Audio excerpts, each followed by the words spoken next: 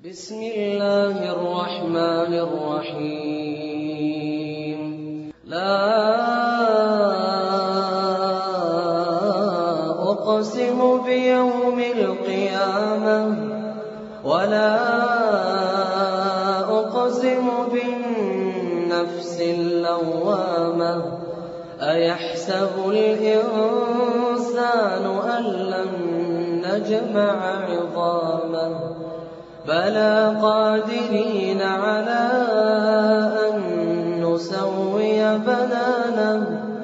بل يريد الإنسان ليفجر أمامه يسأل أيان يوم القيامة فإذا برق البصر وخسف القمر وجمع الشمس والقمر يقول الإنسان يومئذ أين المفر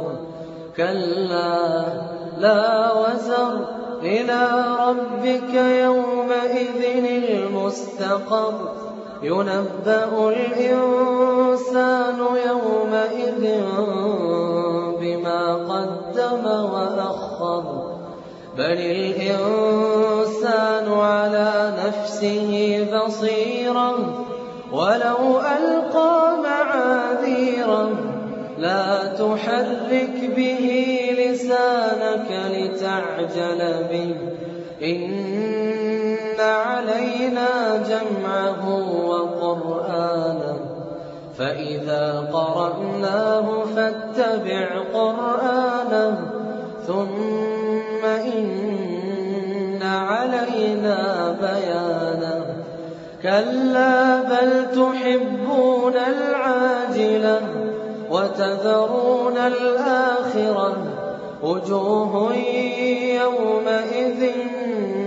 ناظرة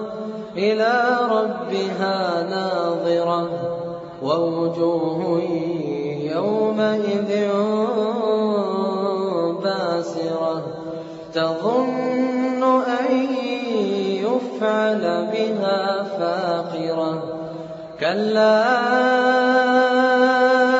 إذا بلغت التراقي وقيل من راق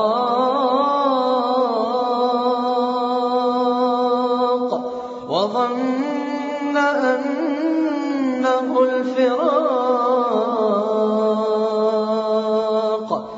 والتفت الساق بالساق إلى ربك يومئذ المساق فلا صدق ولا صلى ولكن كذب وتولى ثم ذهب إلى أهله يتمطى أولى لك فأولى ثم أولى لك فأولى أيحسب الإنسان أن يترك سدى ألم يك نطفة من مني يمنى ثم كان علقة فخلق فسوى فجعل منه الزوجين الذكر والأنثى